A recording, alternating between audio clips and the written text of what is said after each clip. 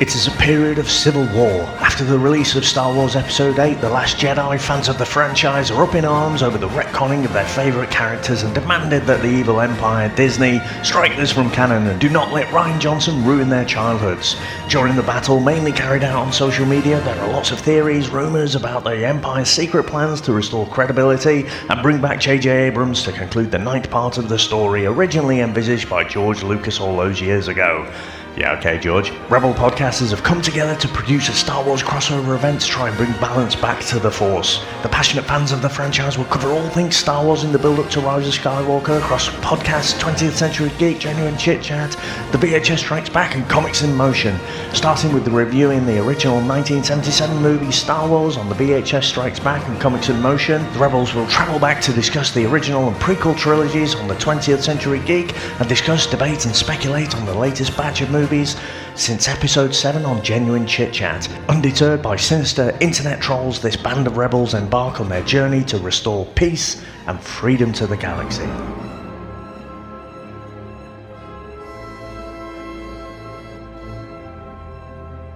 My calculations are correct. When this baby hits 88 miles per hour, you're gonna see some serious shit. Do you really think you have a chance against us, Mr. Cowboy? Yippee-ki-yay, motherfucker. It's showtime.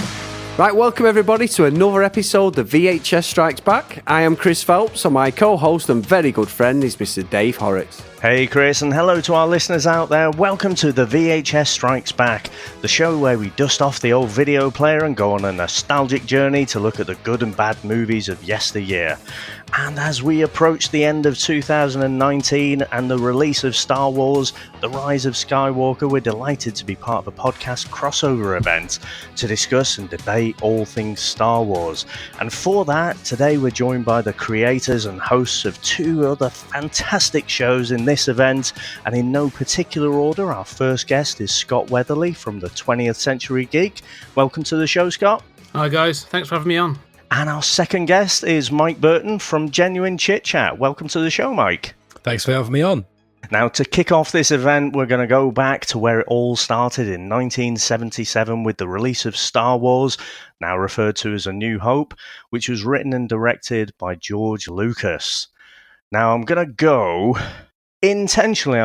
to Mike about what your memories are about this particular movie.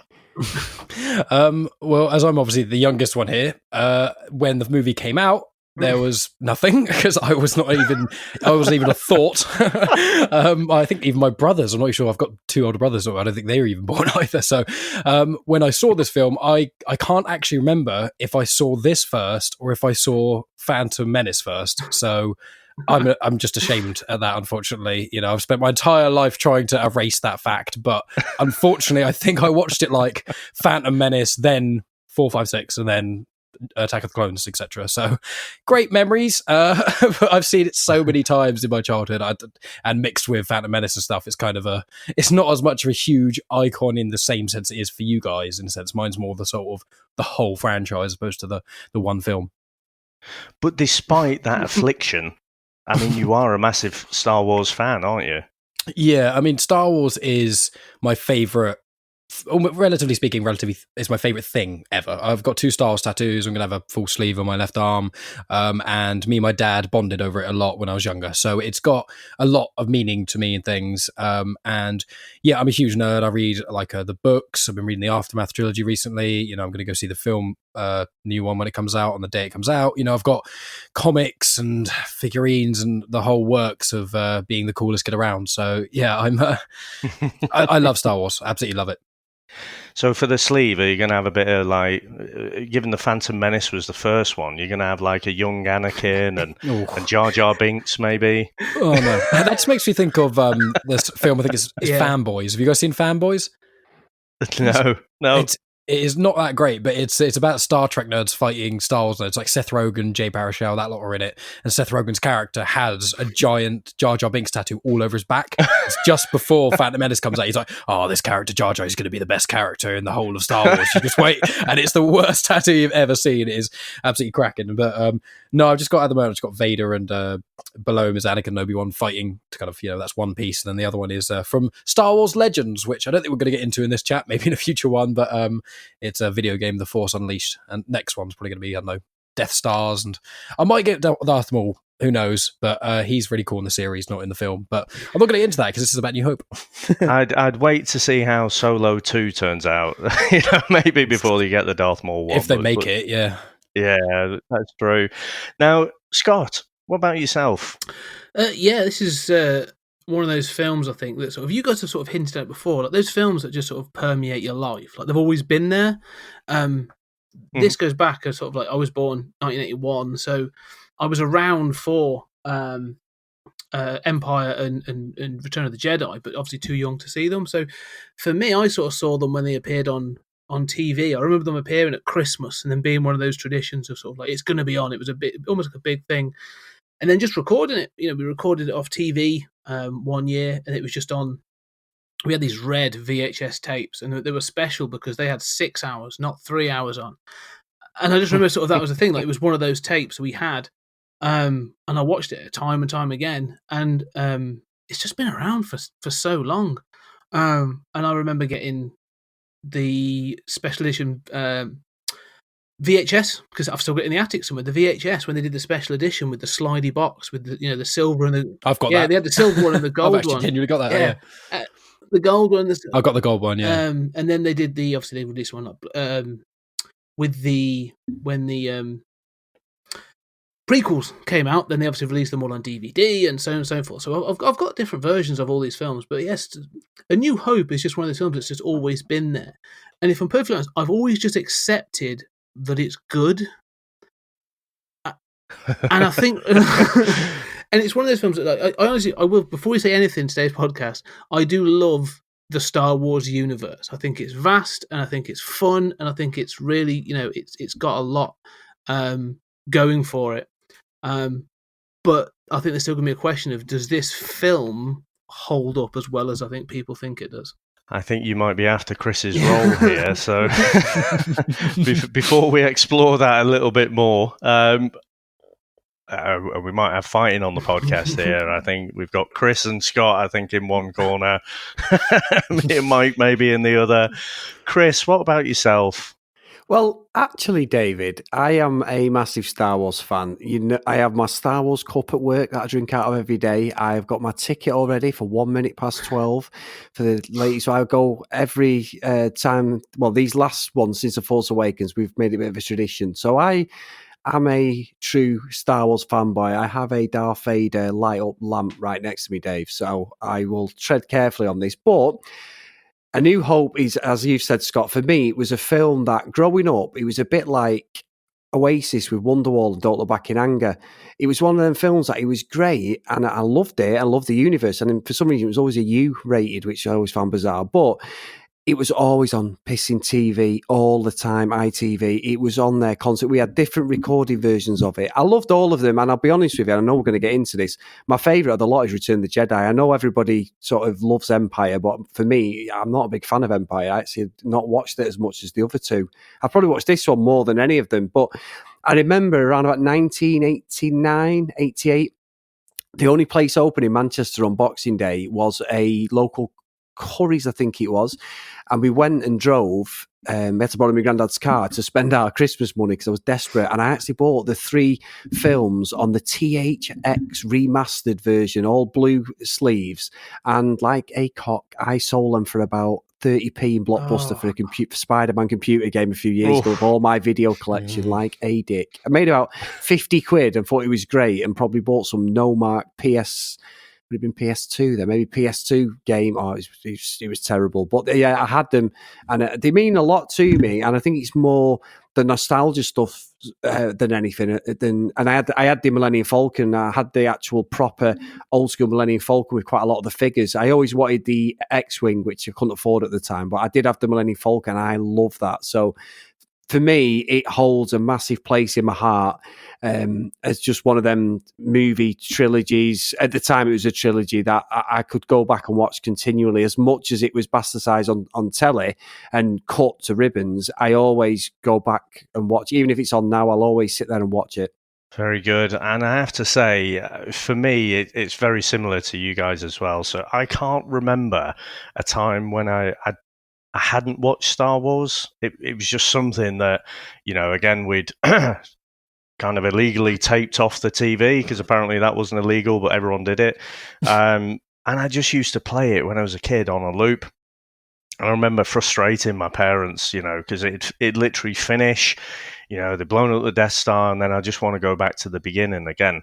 At least they had some kind of respite, because you had to rewind the tape back. I think we had a Betamax initially, and then a VHS later, but I just absolutely loved it, and I watched it over and over and over again. It was just my favourite thing in the world. And Return of the Jedi was actually my second movie that I'd seen. It was the very first movie that I went to the cinema to see, but I hadn't seen Empire. For some reason, Empire, we didn't have a copy of that or whatever, so I'd just kind of gone straight from there, and I only saw Empire years later. But just absolutely loved it. I had the Millennium Falcon as well, Chris. Yeah. And we never really had much money, to be honest, when we were growing up. But because Star Wars was my sole obsession, all my different family members, when it came to Christmas, birthdays, whatever, would always get me, figures and little toys, and I had quite a lot of secondhand toys as well. And I just had this massive collection, which my fucking mum and dad sold while I was away at uni, which I wasn't really that chuffed about. But yeah, just I can't put into words. As a kid, certainly that pre-teen time growing up, Star Wars was just totally my obsession. I just want to add on to that real quick, is that even though I'm the youngest here and I may be seen as the generation who didn't know what VHSs were, I genuinely had the Star Wars films on VHS. And I remember having all of them, as in up till episode 2, on VHS, and I used to replay episode 2 when I was a little kid, was my favourite. Used to skip through it all and then just play the bits that I liked, because a lot of that film you can't like. And I remember, weirdly enough, Revenge of the Sith being the first DVD I ever got. So I've got that little weird VHS DVD sort of transition over as well. And I remember watching them always on ITV with my dad as well. Yeah. Well, when we started off this podcast, actually, I was looking at what is the time period we can really cut off at? And I think it's about 2005 where DVD sales finally kind of outsold VHS. So yeah, VHS carried on for quite a while, because they came out on the films, but so many, like everyone had a VHS player at the time. So yeah, no, it's good, and I'm genuinely interested, no pun intended on the podcast, but with your perspective, it is so different, because my kids can't stand Star Wars. I drag them along to all the new movies, and they're gonna get dragged along to this one as well, but they don't particularly enjoy it, and I just can't wrap my head around it. But then we might come across some points when we go through the story today where I think, yeah, okay, I can kind of see why you're not that bought in, because there's just so much more choice for kids now to watch these kind of big blockbuster movies. As well, Dev, as you say that, my daughter's 19, guys, as well. And we were sat there having tea, and I was just watching the end of it again. I actually had it on my phone in the end. I was making tea, and she just looked at my phone and went, "What the hell is that, Dad? What's the graphics on this?" And it was a bit where Leia was talking to Luke, and I'm like, and she's a massive gamer like me, and I was like, "Jordan, it's a movie." She's like, "I know, but the graphics look terrible." And I was thinking, it's not graphics. It's probably a 360p version or something, the original version or whatever it is. I was trying to explain, and Dave's right, she fucking hates Star Wars. She'll go and watch Avengers with me, and that's the only thing she'd watch. Anything else, she's not interested. She loves Harry Potter, and that's her generation's Harry Potter. And I've been and seen all of them, but yeah, I put Star Wars on. She's like, "You are sad, Dad," and I'm just like, Awesome. Well, should we get into our trailer? Somewhere in space, this may all be happening right now. 20th Century Fox and George Lucas, the man who brought you American Graffiti, now bring you an adventure unlike anything on your planet. Star Wars. Here they come.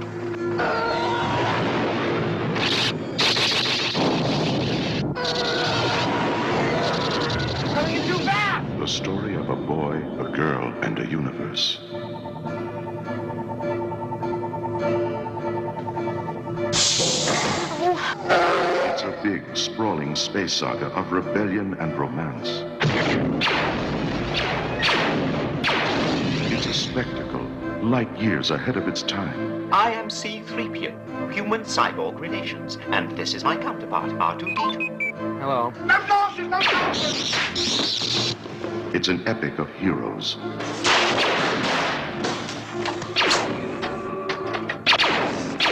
Good luck. And villains. And aliens from 1,000 worlds.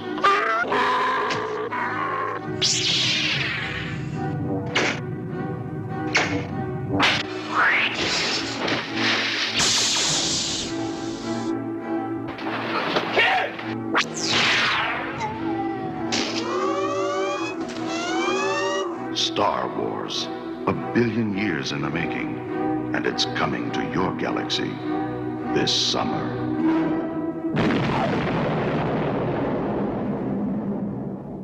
Now, just before we get into the actual story, I was desperately trying to find a cut that represented close to the original 1977 cut, and Lucas had actually, he was forever tinkering with this thing, and there were multiple cuts. And I do remember, if I'd catch Star Wars on the TV, it was very slightly different. There were a few different little scenes and that to the copy I had. But we've all watched, I assume, the 1997 onwards special edition cut. Mm-hmm. And so I'll go to Scott first and say, do you remember that original cut, and how do you think that marries up? How do you think that compares with the special edition? Well, I do remember the original cut. Like I say, from watching it when I was a kid, and those sort of like the grainy VHS sort of versions of some of the effects and that sort of thing. So I look back on that with nostalgia. But I actually went back, and because there were two, like you said, he was forever bleeding tinkling with the damn thing. So there were sort of like two milestones of when he did that. There was the special edition releases in the 90s, like I said, 1997, I think it was, wasn't it? And then they sort of like redid them again, sort of post prequels, to include things like the Anakin Skywalker being played by Hayden Christensen. And so there's sort of, when you go back and look at the 1997 version, it's clear that he must have seen things like Terminator 2 or a couple of other films and thought, or Jurassic Park maybe, and sort of the special effects are good enough. I can do some of the things I really wanted to do back in the day. Unfortunately, the thing is, CGI effects don't age well. Yeah, it's practical. I always say practical effects will always age better because they have a physical weight to them. But there are scenes in this when you just look at it and think, I'm not sure you should have bothered. Like, it seems pointless. Like, Mos Eisley is a really good example. Like, he's added all this stuff in, and then they sort of like, they say, this is the one of the most backwater places of scum and villainy. And you're like, not really. It looks really busy out there. It looks remarkably clean, I think. Yeah. He's gone around the CG litter picked the place. I don't know. It's just, I understand why he did it, and it doesn't bother me overly. Like, I'm not going to get massively out of joint about it. There are certain scenes that I just think look a bit. The prime example is when Han Solo meets Jabba the Hutt for the first time. So the scene was filmed. Obviously, with the standing actor, so you had some sort of rotund Henry VIII looking dude who sort of was playing Jabba the Hutt, and he wanted to reinsert the scene, and you go, okay, I can sort of see why. But then he's obviously CG'd over. But in part of the scene, Han Solo walks around him, and they've gone, okay, well, we're gonna have to do something like that. So now they have him stepping on his tail, but it looks awful. I've seen the making of that. Yeah, I've seen that before. Yeah. So it looks shit. Yeah. So there's bits like that, but it adds nothing to the film. Like, it doesn't add anything to the trilogy. It adds nothing to this film. It doesn't add anything to Han Solo's character. I just don't understand why you would add that in. Like, and I think this is what we will get into, is like the George Lucas problem, with a lot of this story. But yeah, they're fine. But I do think, scrub ups could have been better, but the CG effects aren't what they should be. I want to come back to the George Lucas problem as you've described it there, and just go to Mike. I mean, I don't know, Mike, had you managed to see that original cut, or is it mainly post kind of 1997 New Hope that is your frame of reference? My frame of reference is special edition. I'd say, in all honesty, that's the one I remember the most from my childhood. Regarding the Jabba the Hutt thing, I was actually, I mean, Scott beat me to it, but I was gonna mention the whole Jabba the Hutt thing, because although I hadn't seen it, I follow a lot of movie things on Reddit, and a mate of mine's really into movies and stuff, so we always talk about this sort of jazz. And he said a couple of years ago, he said, "Oh, do you know that Jabba the Hutt in the original was actually just a dude?" And I was like, "Wait, what?" And then once noticing that, I watched the scene on YouTube of how the guy actually did look, and it was pretty horrendous. It doesn't look that far off the guy almost in the bar, the doctor guy with the weird nose and things. But I remember after noticing that and someone telling me, I then noticed how almost jangly almost it is, where you see Han Solo walk around and step over the tail thing, and it is really weird. And with the special editions and things, I know that you notice. I don't know if it's the new version or if it's the just special edition ones, where there's the bit where the stormtroopers are looking around the desert, and then in the background there's one riding a big lizard thing. Yep. And as Scott rightly said, like, the special effects were it's not only unnecessary because it makes everything look really busy and cause cluttered, but also the special effects don't age that well. It just looks like a PS2 game in the background, and you're like, it actually takes you out the immersion, because if you try and get anyone like I think Chris, you mentioned earlier, you try and get anyone young into Star Wars, and you're like, oh, where do I start? Do I start with 1 or do I start with 4? And it's like, well, they're both pretty difficult choices for 2 different reasons, very different reasons. But 4, you watch it now. Like, I got my girlfriend to watch it. She was mega into Harry Potter, hadn't seen all the Star Wars films, and I showed her it, and she was like, oh yeah, New Hope was all right. And I was like, you don't get it, because it was so amazing for the time, and then now it's quite slow in a sense. It's got these things, and it's got all these little bits that I think, yeah, as you say, with George Lucas meddling, that kind of pulls you out of the immersion of the universe. And the whole thing with Star Wars is it's in universe. It's this big, huge thing with every comic and movie and etc. all combining and whatever. And it's like just having these little add-ons that, as Scott said, doesn't actually add anything to the plot. No one cares about it, except now that he's done it, it just makes it slightly worse. But I will say there's one thing I did notice, which is quite interesting, which is I think it's when the Death Star blows up. I think in the original ones, or just before Special Edition, it just explodes. But from the Special Edition, I think it is, there's a big ring when it explodes. Like when it explodes. And I actually found they've made that canon, weirdly enough, which is in one of the Star Wars books. Someone talks about how in one side of the universe, people think when the Death Star blew up, it didn't have a ring, and other people on the other side of the universe or something believe that it did. And it's apparently in universe, it's a hot debate on whether or not the way it exploded. And I thought, that's a really cool way of getting around the edit. But that is probably the only thing I could say about what's good about those edits in New Hope. It did look like the original did look like a bit like a sparkler or something. It didn't look great, to be honest. So I do think that added. But I'm just imagining that scene, you know, you and your girlfriend, and she's saying, yeah, it's all right. It seems it's almost like breaking open your 100-year-old brandy and say, yeah, it's all right. Have you got any Smirnoff Ice? But the problem is that as she was obviously of my generation as well, and I decided to show her it in chronological order, so Phantom Menace onward, because I was like, the problem is now, not without getting too into detail, but you know, if you start with 4 now, you have to go 4, 5, 6, then 1, 2, 3, and then 7 Rogue One, 8 Solo, and it's just with someone who. She's getting a lot more into it now and stuff. We're rewatching them before 9 and things, but she's not as into it as I am. I could watch them all 100 times and still know everything that's going on. But trying to get someone new to watch it, you're like, do I show them the really slow old one that's had loads of really weird edits to it, or do I show them the crap one? And it's like, for God's sake, what do I do? You know what I mean? Like both of them in different ways. The first hour, if you're not really into it, is really slow. Phantom Menace because it was poor, but New Hope because it's just an old film, and you can tell with films from generally the 70s and before that, the pacing of them and things. Normally it's good, and I'm not saying it's a problem in New Hope, but because of the generation that I'm in and the new age of things, it's quite rare to have a film now where not a lot happens for a while. Yeah. In a sense, if you know what I mean. Did your girlfriend flinch a bit at episode 4 when Leia plants a big kiss on Luke? she did ask about that, and I was like, yeah, I think what happened was, because going to always the little thing of George Lucas allegedly writing everything beforehand. What I seem to recall is he wrote just that one story, and that became so huge and gigantic. He then decided to write other ones, but obviously you can see online that there's loads of different scripts. He did so many different screenplays. Like Luke wasn't called Skywalker originally; it was like Star Killer, and all these sorts of different things that he basically kept changing his mind about. And obviously that was one which is just like, you probably should have made your mind up about the love interest. So that's a pretty big thing to really, take weight off. It's not Game of Thrones, whereas part of it, and it's kind of, tongue-in-cheek. It's like, this is just weird. Yeah.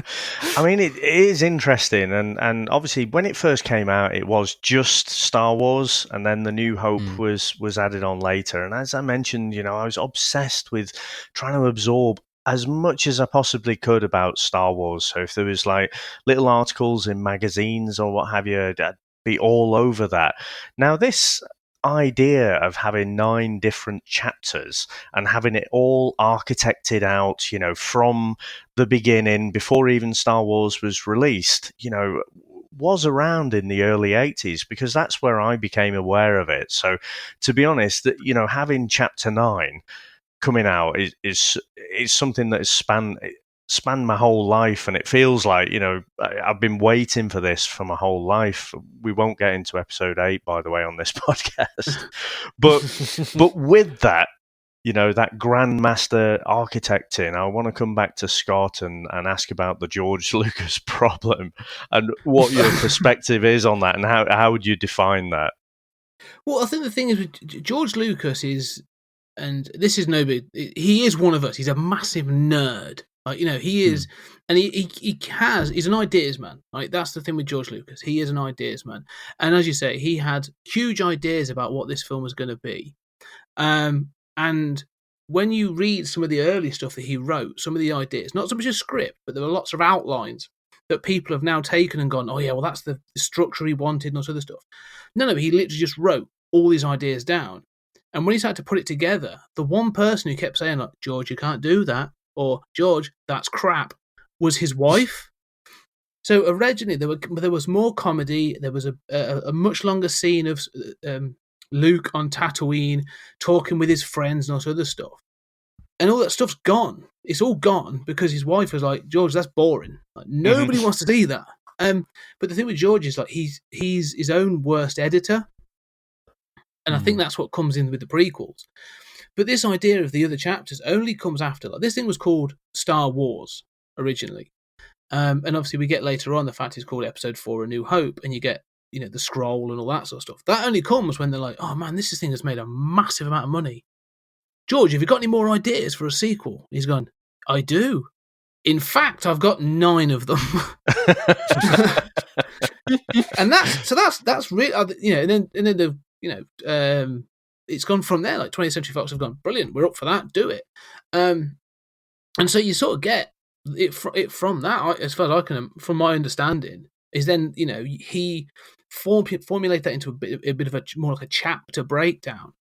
And then he handed it off to like Lawrence Kasdan and some of the others that sort of wrote the scripts and did the direction more ably, I would add, to the future films. And so, yeah, I just think this notion of him, this thing of retconning the past, of him saying, yeah, I had all this mapped out in the past and it was all there and I had all these ideas. It clearly isn't the case. It's clearly not the case. Because if he had done, half the things that happen in Empire and Jedi wouldn't happen, because they're actually having to sort of like fix things he's done in the first film. Yeah. Regarding him retconning and things like that is, I completely agree with you, Scott, because there's so many things now where, for example, the biggest example is Rogue One. Rogue One, great movie, but the problem is the only reason it even exists is because there's such a big plot hole in New Hope that everyone's like, this is the best film, it's a great sci-fi film, etc. Everything in it happens amazing. But everyone, there's Family Guys parodied it, loads of people gone, how could you have a space station the size of a moon and have one port that blows it up? And it doesn't make any sense. So they made an entire film to kind of seal that gap, and it's a great film, whatever, and things. But what you find now is there's so many things in the comics and stuff. There's a Star Wars run of comics set between episode 4 and episode 5 and things.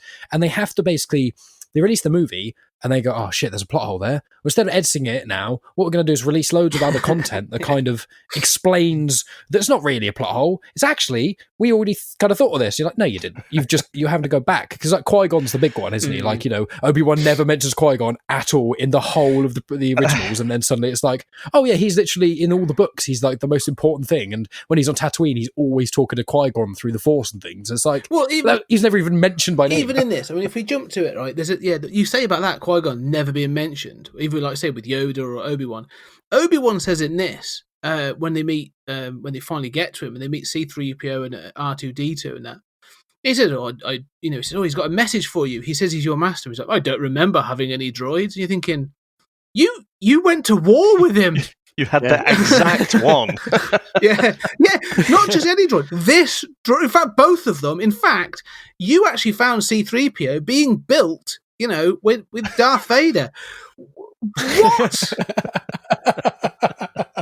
And R2 saved his life in Phantom Menace. Like, that's how he got, he was on the ship and he went across, obviously, as you say, to Tatooine and stuff. And it's like, oh yeah, I don't remember that. Even though in the Clone Wars series, Anakin was a lot closer to R2-D2, but Obi-Wan names R2, is his nickname. R2 is known as like one of the big droids they used a lot in the Clone Wars because he was so reliable.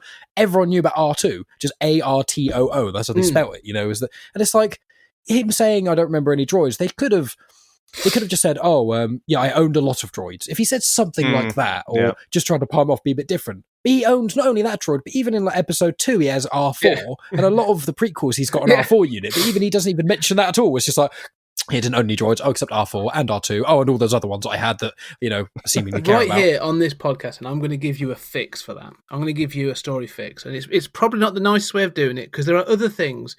I actually think in this film, Obi-Wan is the worst Jedi. For many reasons. Just in general. What, in all time or just in this film? No, in general. I think at this point, I think it's actually down to Alzheimer's. I think he's forgotten. I think he's spent too long in that desert, and I think he's starting to really suffer. Because later on, like his inconsistent use of Jedi powers is really troubling in this film. Like, he tells a bunch of stormtroopers, like, these are not the droids you were looking for. And they go, well, these aren't the droids we're looking for. And you think, oh my God, he's got he can mind, he can control people's minds. That's incredible. Then he goes into a bar and he has to chop a guy's arm off for basically starting a fight when he could have just gone, you don't want to have this fight. No, forgets all about that, chops his arm off. Then he gets to Han Solo and they have to haggle when he could have just gone, you're going to take us to Alderaan. And I'm thinking, he's forgotten his powers, poor old chap. So I think that he's sensed there that Han Solo is too strong-willed. His mind is too strong. But I had this exact same argument on one of my podcasts actually recently. I talked about this with Julian, and I said the same thing. I said, "Why? Maybe he's too strong-willed." That though would have made Han Solo a better character, because if he's then been shown that he can manipulate the minds of these other characters, the stormtroopers and the person in the bar, and then he attempts to do it on Han Solo, and he's like, you will take us to Alderaan. And Han Solo's like, no, I won't. To me, that'd be like, oh my God, he's got a really strong mind. Like, this guy's actually, he's got something special about him. That, to me. So, that's very good. I guess you're right, because it is in Phantom Menace, isn't it? Where a younger Obi-Wan tries to use his powers and it doesn't actually work. So I actually I guess. Sorry to cut across, guys. I actually wanted to bring that up because I think Scott makes a very good point, because not only is his fight with Darth Vader geriatrics are also, and it's absolutely woeful that you watch it now, but when he's actually manoeuvring the traction beam or whatever it is, the tracker beam thing, so they can actually get the Millennium Falcon out, I'm looking at his outfit, and obviously we've bought into this, the Jedi, and obviously Obi-Wan has this weird sort of, it's almost like something you see in a really bad karate movie from the 70s, some Shaolin master would wear or something. And he's got the full gear on, and I know it follows through. We've got, like, obviously Samuel L. Jackson's Jedi and stuff like that in the prequels. But I'm looking at him thinking, you couldn't fight your way out of a fucking paper bag with that outfit on because you'd be standing all over your outfit, tripping over. There's no way you're beating any fucker up dressed like that. And it really bugged me because I know Alec Guinness didn't give a shit about this part and he absolutely hated anybody mentioning Obi-Wan Kenobi to him. He hated it. If anybody said to him, do some impressions, he fucking hated it. He did not want to do this movie. And I think it was one of his, well, it was probably one of his last movies that he did, massive ones anyway. And all I keep thinking of, because of that background baggage of knowing that, is just all the way through it, I'm thinking, he's just playing it by the fucking numbers, this guy. And when you were saying about the droids, I know it sounds daft, guys, but I was thinking, Alec Guinness, you wanker, you've gone off fucking off the script here and gone, I don't know anything about these droids because I don't want to be here. You know, that sort of thing. I know it isn't right, but I'm just thinking, I really get dead annoyed when I watch it now because I think, this is one of the best fucking movies ever and you didn't give a shit about it, you bastard. I don't know, it's terrible because he's a sir as well, but it really bugs the fuck out of me. When he gets killed, I'm dead happy in this movie, I'll be honest. Well, I guess Alec Guinness and Peter Cushing as well were the two actors that really gave it that gravitas. So Lucas did want, to have largely unknowns, but those two stand out as, well, being ones that could act at the time. I'm gonna, let's, because Alec Guinness, the other thing is, so you say about the fight at the end, and like you say, he clearly didn't want to be here. He made it quite well known, and in sort of research for this, I watched a couple of interviews he did on like Parkinson and a couple of other shows he did. And they talked about it. And the way he describes this is he basically refused to do certain lines and told George Lucas in no uncertain terms, no, George, this dialogue is terrible. I won't be saying it on screen. Mark Hamill did the same. Did you hear really? There's one specific interview. Yeah, there's one specific thing with Mark Hamill, and he said, this was like right after, I think, it was other Star Wars that Empire came out, the first and the second one. And he said, someone was like, what was it like working with George? And he was like, George is great, he's great. The only problem is that George needs a little bit more editing on a script. And obviously, as we all know after seeing Phantom Menace, very clearly, because no one fucking left him untethered and he had the bloody sand scene and all that horrendousness. But we'll go on to that in another one of our other podcasts. But yeah, Mark Hamill actually says, I can't remember the exact quote, but he says, he said there was a scene that was so bad, Mark Hamill completely refused to even say it. And obviously Mark Hamill wasn't even like an actor at that point, really. So him putting his foot down, and he was like, when they first saw the Death Star, I think it was, he said something along the lines of, we can't go there, because the fear is their greatest weapon, they're going to use it against us. Or it's about 15 seconds long, but it's that general thing of they basically have the power of fear, but it's worded so badly that when Mark Hamill says it, the whoever's interviewing him is just laughing, and he's like, yeah, I couldn't say that. Like, there's a few others that George said, and I was like, no, I'm not saying those things, because George just needs to edit it. And I think, with a cross between Alec Guinness, being like, I'm not going to say that, as well as George did need some filtering, I think it did make this, if they'd have known how big this film was going to be, I think someone else would have kind of, give it the oomph that sort of Empire had, because obviously Empire wasn't directed by George, it was kind of, edited a bit more. Well, they had no faith in this film, did they? That's the thing. Like they took this on, and they only took it on because they were looking for something that would sort of fill a summer slot, and they were like, yeah, that's fine, that'll do. Let's give George a go. He'd done sort of American Graffiti, and he'd done THX, so he had a little bit of cachet. So they were going to let him do his thing, and they let him. So the thing is, they sort of said to him, what do you want to get paid? And he said, oh, I'll take this as a salary, but what I want is merchandising. That's what I'll take. And the fact that the studio just went, okay, was the fact that they clearly had no thought about what this film was going to be. So the moment it took off, George, the money George Lucas made from this wasn't from the films. It was from the action figures, from the lunchboxes, from the pajamas, from the, all that stuff. The studio had no faith in this and were not watching. They were paying very little attention to what was going on in this. And when you do listen to some of the cast, like, you see that actually some of them were, they were trying to sort of like educate and sort of corral George Lucas in certain ways. Again, like you mentioned, like Peter Cushing. Peter Cushing, is seriously one of my favourite actors of all time. I think the guy is amazing in pretty much everything he does. And he's wonderful in this. Like, I love Grand Moff Tarkin. I think he's absolutely awesome. But apparently he was saying things like, he's a much very gentle-spoken sort of gentleman, and he would be like, George, would you think it'd be better if we did it this way? Instead of saying, I'm not doing it, it'd be like, I will try, or I will try another take and I shall do it in this fashion. And it'd be like, that's the one. And so, yeah, it sounds to me like he was being edited via certain people around him that were almost trying to protect him. Like, this could ruin his career, or it could make or break him, really. Well, I think even up to, that first initial cut, they showed it to a bunch of executives and pretty much everyone was disgusted with it. So, and there was hardly any marketing budget. And, one of the reasons, Marvel ended up generating some comics was, to try and get that angle, try and capture some youth there. But, I mean, the budget came in at $11 million and it was really helped, because they did a lot of the filming in the UK. And, the pound was very weak against the dollar at the time. So that's one of the reasons it came in so well on budget. But it made at the box office $775 million. So of all of the movies that we've ever reviewed, I don't think we've had such a big margin, of box office to budget. So it really does stand out there. But getting back to, where we started in this, I absolutely think whatever it was, whoever was editing and filtering George Lucas, has basically made him because he seemed to, in that original trilogy, just catch lightning in a bottle. And I guess, since then, he's proven time and time again, Howard the Duck, Caravan of Courage.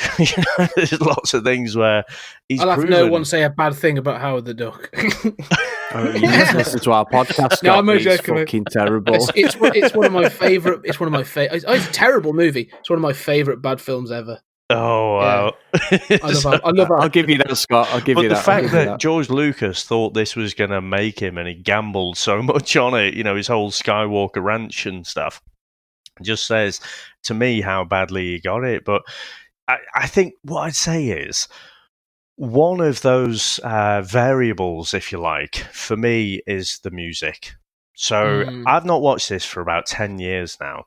And, I stuck it on, I put my whole cinema surround sound on, I've got a 65-inch screen, and as soon as that music comes in, the hairs on my arms start to stand up, and I'm thinking, oh yeah, here we go. And one of the things I really noticed this time when I'm more clued into it is just how in your face, all the way through the movie, the music is so in your face. It's telling you at every single scene what emotion you should be feeling right now. And I do think that really helps the movie. Yeah, it's good because the dialogue and the acting aren't telling you what emotion you're supposed to be feeling. So, well, unfortunately, I think this time, and it's Chris, you're a bad influence on me, Chris, but I just noticed so many things wrong with this. And a lot of it is not new. I mean, if you've seen The Family Guy, A Blue Harvest, they call out a lot of these things. But the first glaring thing that I noticed is when the droids escape the Empire and they're getting away and some guy is ready to blast it out of space. And the other guy says, nope, hold your fire. It's like, well, what's the cost of a laser exactly? Well, that's the thing, is that once again, I think Blue Harvest basically wrote half of the filler for the Star Wars, because essentially what it was, when I mentioned earlier, they basically retroactively add in things to cover up plot holes. There's a book called From a Certain Point of View, and it was released on the 40th anniversary, I think, of this film, and it's basically I think it's 40 short stories from secondary characters in A New Hope. So there's one of Jawa, who found the R4 unit and R2, not R4, I think it's R2 and whatever that one that exploded was. And there's it's basically he's telling the story from different perspectives of everything. And there's actually the guy who was on that, one of the stories about the guy who didn't fire the laser, and apparently it was something like the Imperials were really, really specific about wasting lasers, which is the worst cover up ever. When you think about what Vader does, he goes around literally murdering high-end staff just basically for the laugh. It's like, oh, you would sort of be slightly dead. Okay, well, that guy had been with us for 10 years, all that training and stuff, but it's like, we can't fire one laser. It's like, Jeff, we can't do this. We're on an efficiency drive. It's all about the savings. Exactly. And it's like all these little things that kind of, and I think Blue Harvest, literally, when you read A Certain Point of View, some of the little things in there, and you're just like, you do go, after watching Blue Harvest, you're like, there are quite a few flaws in this amazing film. And then you read the book and you go, oh, they're trying to kind of patch them all up quietly. I hope you're not going to suggest that they made Solo purely to explain why you could do the Kessel Run in 12 parsecs. They did. That is exactly why. And they do that quite early in the film as well. Can we just say about, you said about that pod, right? And this is, and you might be able to answer this to me because, and Mike in particular. So it's something that's bothered me even as a kid. In this film, the film starts, and it starts with an Imperial cruiser attacking Princess Leia and her ship, and she says, like, we're on a diplomatic mission, blah blah blah, all that shit. And then when the ship gets taken over, and she gives the message to R2, and the pod gets fired off. And now that pod lands on Tatooine, yeah? And those two droids then get taken by the Jawas, and they get bought by Luke, yeah? Or Luke's uncle. Mm-hmm. Yeah. Right? It then happens that Luke is the son of Darth Vader. This is obviously is the son of Darth Vader and the sister of Leia, right? So, is that not just a series of coincidences that should never happen? Well, that's the thing with Star Wars, is that what they've got the ultimate thing that in all the Marvel movies and all these things, you're like, how did that happen? Why is the coincidence? The thing is, Star Wars, I say, I'm a huge Star Wars lover, but they've really written it in very, maybe cleverly, maybe lazily. It's the Force. And it's one of those problems which is just, it's such a lame answer, but it's literally just, Qui-Gon goes on about in Phantom Menace and the Clone Wars and things. It basically goes, there is a living force that vaguely guides things a little bit. So basically, all these tiny little moments where you're like, is that really likely? Like, the probability of that happening is 1,000,000 to 1. Yeah, well, the Force, this ethereal, universal being, nudged it, that's tiny, incomprehensibly tiny millimeter to the left slightly more to make that one thing happen. So it's one of those where it's like, yeah, it's the chances of it happening is just ridiculous. But then again, to be devil's advocate, you watch any film that has a gun in any scene and it's like, come on. Plot armor is a huge thing of just like, get people running and they get shot by about 1,000,000 things and you're like, oh, not a single bullet touched them. And it's like, that is that sort of kind of similar vein of things. So I'm sorry to give you such a crap answer, essentially, but it's just the Force. It's true, and that's the thing. Though it's the Force, but it's that thing of like, it's even bothered me as a kid. I'm like, okay, I've always understood that like Obi-Wan is on the planet, so she's targeting Tatooine, not a problem. But the planet's got to be pretty big. And so it literally seems that pod seems to land within miles of where it needs to be. And then it just, the series of coincidences, it just felt like lazy storytelling. But I think I've always let it go as a kid. I will say that with the droid things, when they do the classic star wipes and that sort of stuff, it doesn't explicitly say how long C-3PO and R2-D2 are moving in the desert. Now, one would assume it's a few hours because they land when it's day and it becomes night and then Jawas and things. But, the problem is the Star Wars doesn't really help itself, considering Jawa sand crawlers, the big machine things, they move incredibly slowly, and R2-D2 and C-3PO, especially C-3PO, you watch him bloody walk and it's just frustrating. It's just like, hurry the fuck up. Jesus. I know obviously Anthony Daniels in the bloody big suit and things, obviously walking in that would be not very easy, but I think it's maybe one could argue the ship, the escape pod kind of hit somewhere and they kind of just happened to walk vaguely in the correct direction for 12 hours. And then they were picked up by Jawas who happened to be going in the same direction. And then it was another day or so of traveling in one direction. And it's like, to be, I know it's going faster, but like going from, driving from the south of England all the way up to the top, if you did a whole day of pure driving going 80, you'd probably just about make it. So if you think a Jawa's thing going 30 miles per hour maybe, and you think if that's going for a whole day, it could probably go quite far. And I imagine on a planet like Tatooine, there's not that many places that there's actually anyone. So yes, it is like one of those things where it's like the chance that the planet was at that point and then it hit that right pass and found the Jawas, blah, blah, blah, is, yeah, it's ridiculous. But maybe you can kind of have a thing about, well, if the Jawas were traveling for a lot longer, because Star Wars has a good thing of not saying 2 hours later and things. They very much don't do that sort of specific timeliney thing, because I think they kind of realize a lot of this stuff that happens, you're like, I think A New Hope is meant to happen over like a few days. And you're like, what? How could this? Yeah. But then when they go over hyperspace, apparently hyperspace takes hours and hours and hours, sometimes even days. But in the films, it seems like it takes a few minutes. So it's this weird cinema magic, let's call it. That is an outstanding attempt at an explanation, that, Mike. But I think what Scott said about lazy storytelling, I think is true. I am clutching at straws on a cloud. Like, I'm a big Star Wars fan, but it is a very flawed franchise. Yeah, you're clutching at more straws than George was, so well done. Do you not think the opposite is true as well? So when it's convenient, there are no coincidences. So if you're trying to hide, I mean, Luke's probably, 18 in this? So if you're trying to hide a young baby for 18 years from this villainous father, do you not think you might want to just change his surname?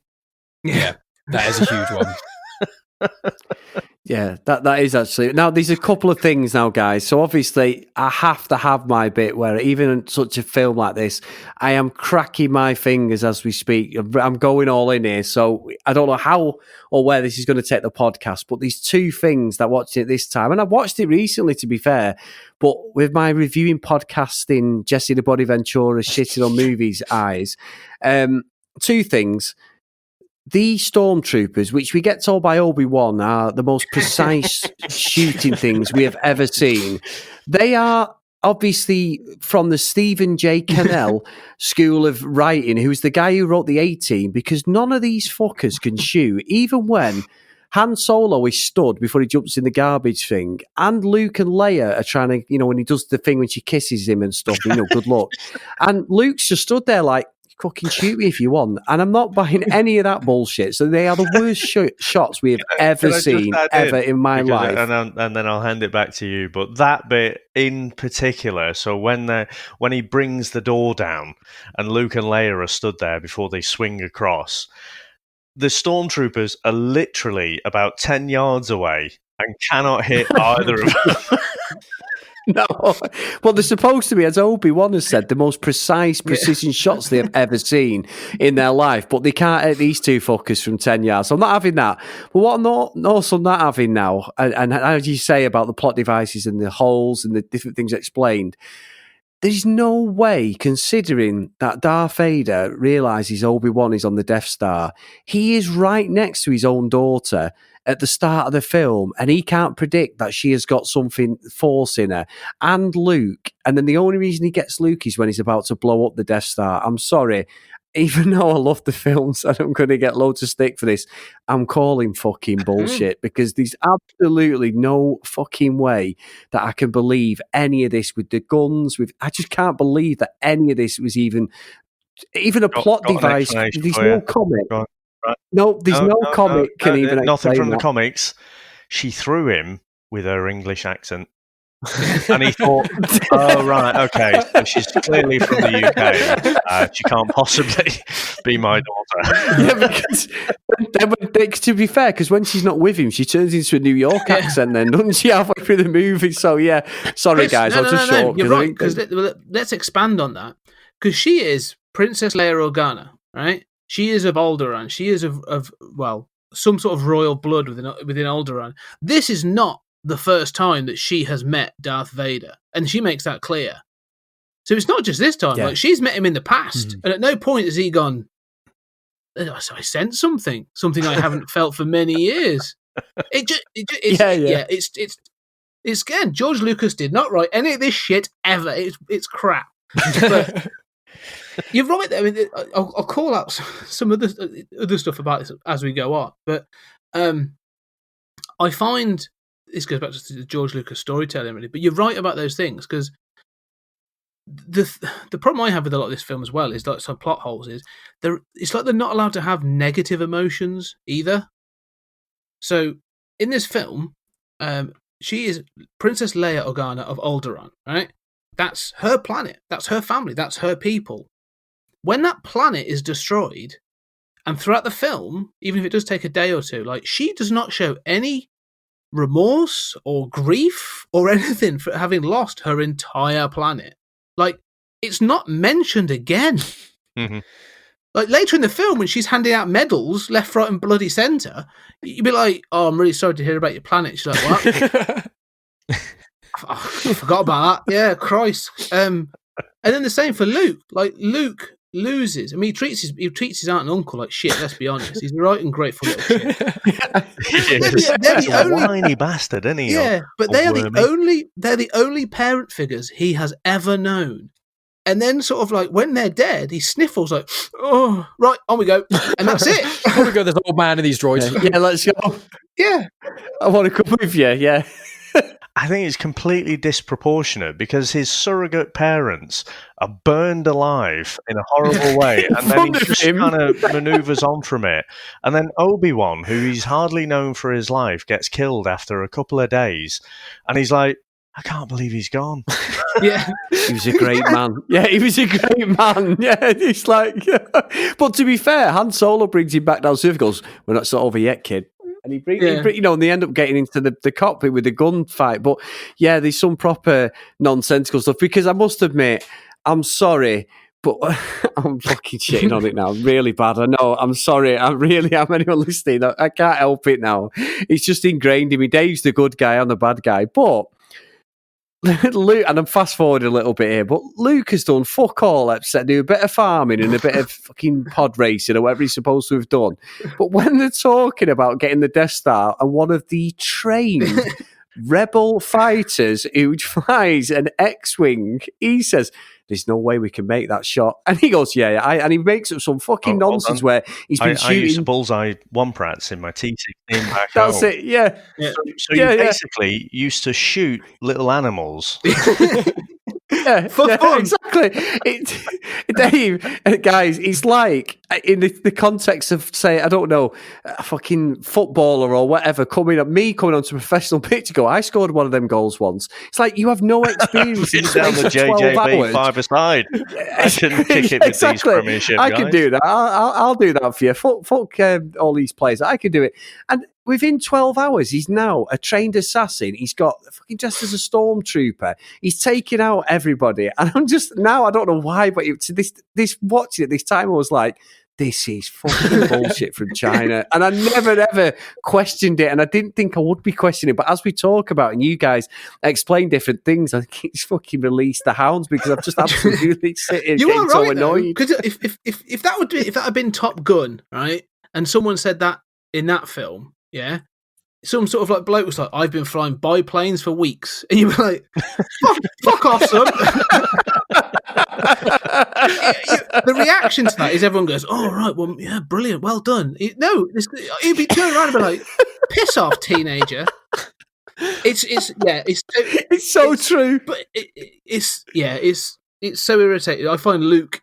The problem I had with this, as I've got older, and I think this is a problem I have with some things, is I actually sort of the bad guys in this. In fact, Mike, you actually said what tattoo have you got? And you said you got I've got Darth Vader. Yeah, I've got Darth Vader. Below it is Anakin and Obi-Wan fighting on Mustafar, to create basically Darth Vader. That's kind of one piece. And then below that is Star Killer. He's from the Force Unleashed games. Yeah. And you said you were talking about maybe getting the Darth Maul. I was thinking about getting Maul, or if I'm seeing how Kylo Ren goes in Episode 9, I really like him, but I don't know. Yeah. In fact, you've just answered my question. At no point have you said, I'm getting a Luke tattoo or an Obi-Wan tattoo. Do you know what I mean? Like, no, the good guys in this film are just boring. The bad guys in this are so much more interesting. Well, that's the thing. I mean, I was looking. My mate asked me about Halloween costumes recently and said, "Oh, there's a villain thing going on at my work. I need some villain costumes." So I just quickly Googled top villains, and I realised that the only real villains for like Halloween costume wise is that you can get is essentially it's Vader's number one for almost every list that you see ever of being one of the best villains, and I probably would agree with that. But then pretty much all other villains in all good films, they're either got ridiculous huge amount of makeup in horror films, or generally they're just white dudes who are smart. And it's like that is basically almost every villain of all the cool films, like I know Fight Club and all these sort of things. It's and like Hans Gruber and Die Hard and all these things. It's like all people's favorite villains, even Joker, Dark Knight. It's like, oh, he is like a standard white dude, and it's like in this film, it's kind of the opposite way around, which is like basically there's three white dudes of just one's really young, one's middle aged, one's an old dude, and then you've got a woman. And that's basically the ensemble heroes. And you're like, well, one of them's really young and annoying. One of them's old and just talks kind of half cryptically, like, and acts like he doesn't really want to be there, which is kind of true for Alec Guinness. and then you've got, Han Solo is the only one who's putting any effort in, but it's because he's so smug in himself. It makes you kind of like him because he likes himself so much. You're like, maybe he's all right because he loves himself so much. And then you just got Leia kind of half keeping them together, and it's like this. They've developed the characters a bit more, but I've never really liked Luke that much. And we'll talk about this in one of our other podcasts. Things, but like Last Jedi Luke, I'm one of the very few people who actually liked him in it because I just thought he was so annoying in the original trilogy. I'm just like, for God's sake, you're just a whiny little bitch. And then obviously when the prequels came out and people were like, oh, Hayden Christensen, he's whiny all the time. It's like, have you watched the original? Did you see Luke holding the like little Imperial shuttle, holding it, flying around? Son. That's it. Like father, like son. Exactly, yeah. Just like whining and things. The thing is, like I said, the figure of like David Prowse as Darth Vader, like they obviously got that sort of like the British bodybuilder, and he's not like Arnie bodybuilder, but he was a big, tall guy. And so they chose him as this really imposing figure, and I love the fact that they use Darth Vader as he's a monolith in this film. You know, sort of like when you look at the world, like everything that's the resistance, the rebellion, you know, the sort of those guys. There's color, you know, they all got the color, and every time you go to that, and when you go to the Empire, it's very sort of like stark colors, like there's greys and blacks and whites, and it's that sort of thing. And then you've just got like Darth Vader's this sort of like walking silhouette, and he's just awesome. Like he does so little. Like he knows. Like you said about Han Solo and his confidence. Like Darth Vader's confidence in this film, like he just walks in. Even at the beginning, on the attack on the on Leia's ship, like he walks in, and at no point is he like throwing people around. I mean, I love the end of Rogue One. That bit in end of Rogue One is great. But, it's so good. Yeah, it's mega. Absolutely it's done. It looks amazing. But I also love the point in this film where he just stands there, and when someone actually says to him, and this is another thing that we'll get onto in a minute about inconsistencies, but they when they take the mick out of him, or they sort of say, you know, oh, you and your sort of ancient religion, da da da. And he's just like, fuck you. And he picks him up by his throat, like using the Force. And I'm just like, oh man, you are badass. Like that's the coolest character in this film. And the same for like Grand Moff Tarkin. Like he's a smug git, but he's so sort of confident and so evil that when he sort of like he says to Leia, well, if you don't tell me, we'll destroy your planet.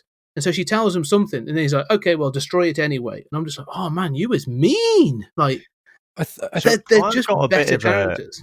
A tinfoil hat theory, and it might tie back to our George Lucas problem and inconsistencies as well. But one thing I noticed watching it this time that I'd never noticed of all the thousands of times, or at least hundreds of times I've watched this, Vader in this seems like a bit just hired muscle.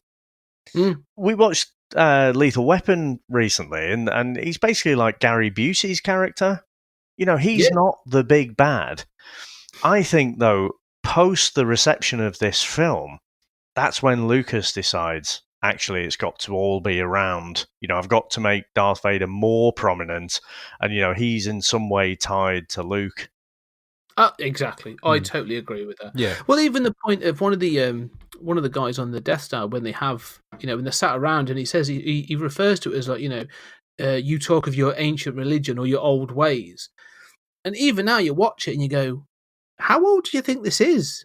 Because the prequels are only set 20 years ago. Like, in fact, there was an entire council of these guys not more than 25 years ago that were running a lot of things in your government.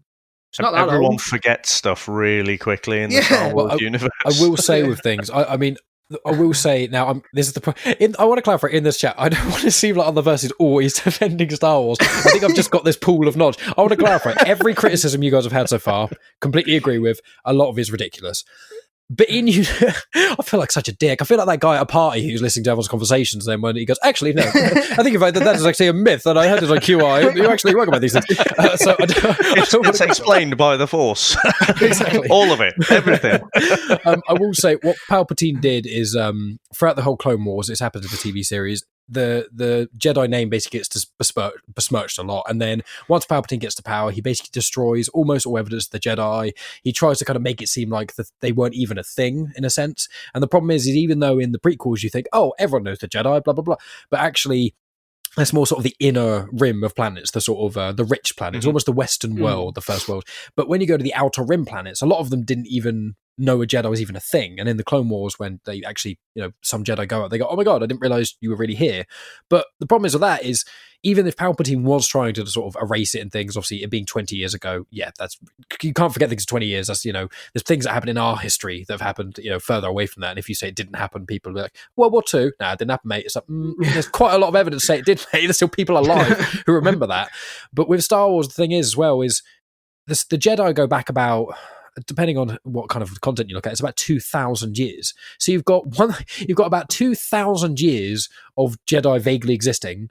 Then you have 20 years of one bloke trying to say they didn't. And then suddenly, as you say, it's an ancient religion.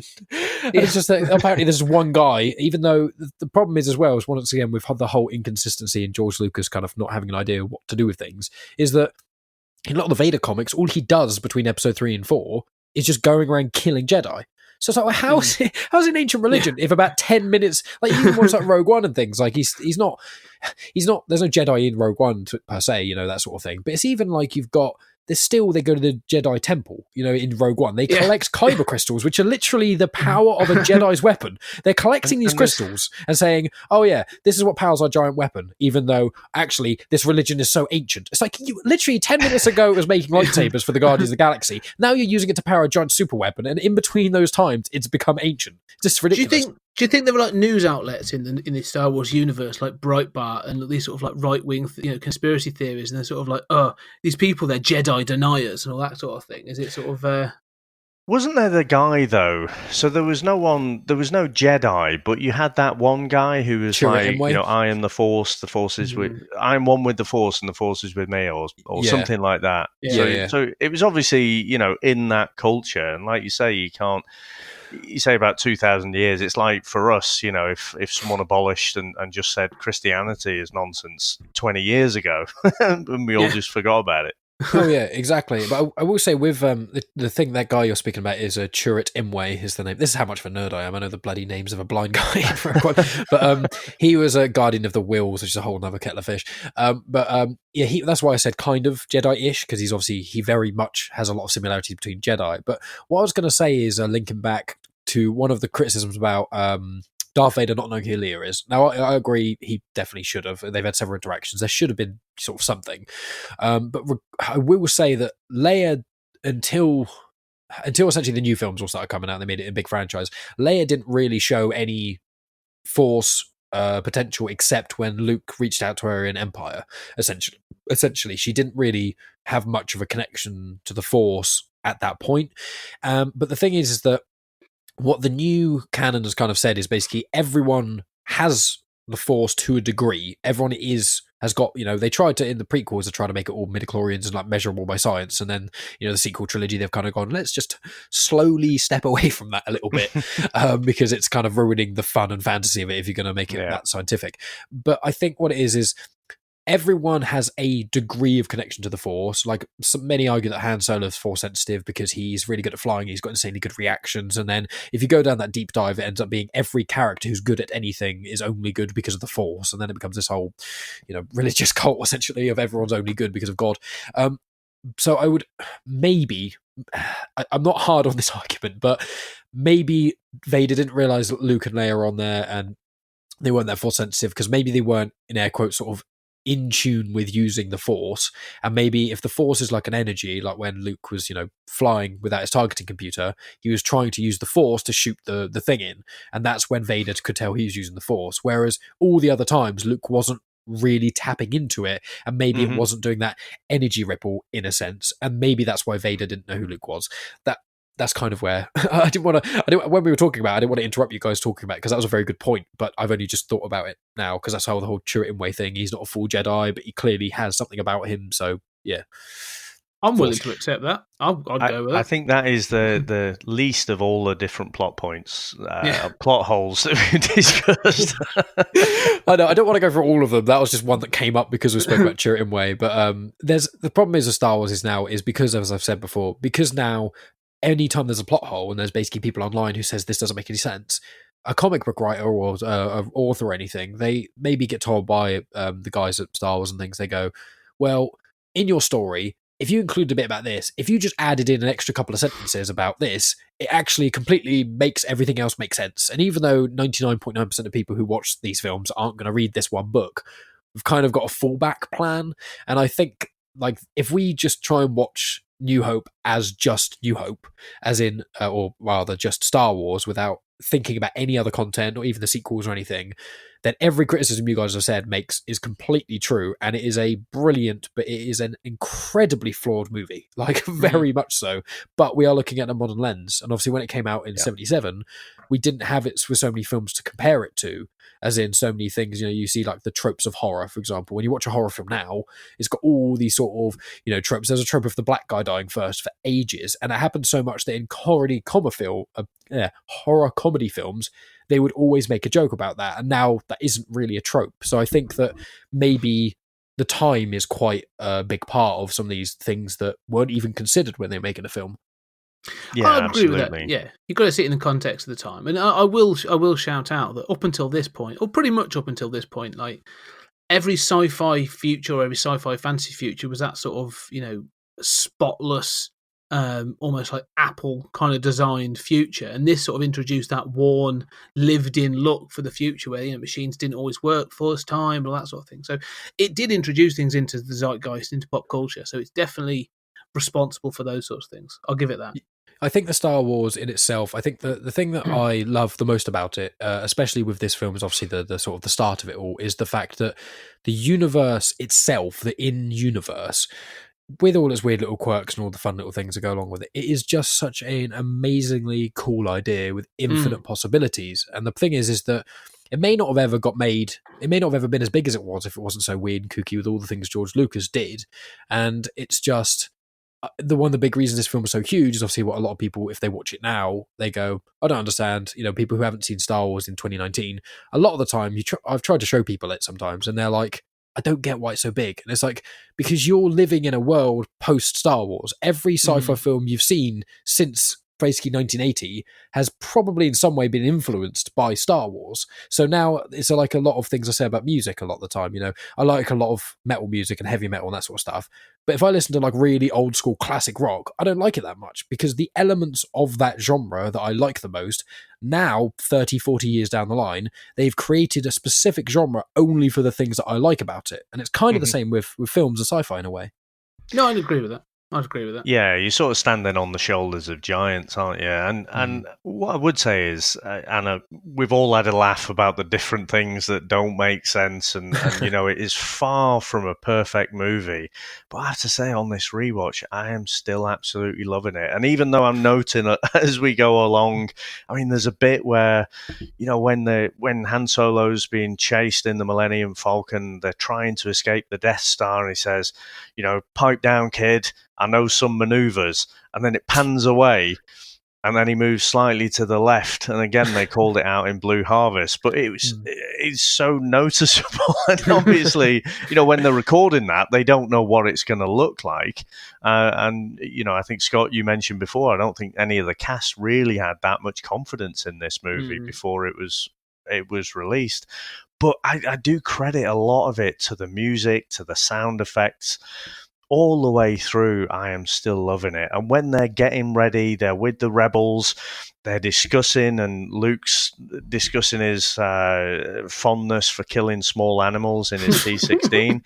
You know, I'm still loving it. And it gets to that bit where they're doing the run, you know, they're getting ready to attack the Death Star. And again, the hairs on my arms are standing up. I just can't wait for it. So although, you know, I'm on your side of the fence, Mike. I'm although, you know, there are lots of holes, still absolutely loving this rewatch. It's the feel, I think. I would just say, I think it's the feel of being like a suspension of disbelief, I think is what it's called. If you can just go into it and not, in a sense, not worry about it too much, not think too much about it, it could be the same glory as it was. But looking at it with modern lens, it's very difficult to. But it's the feel that I love about Star Wars, even the prequels, you know, flaws and all. It's just that feel of, a world of endless possibilities in a sense, having a little 19-year-old kid come into an army base and basically tell everyone they're wrong and prove everyone wrong within like a day. It's like, that's pretty cool, even though it is absolutely bonkers.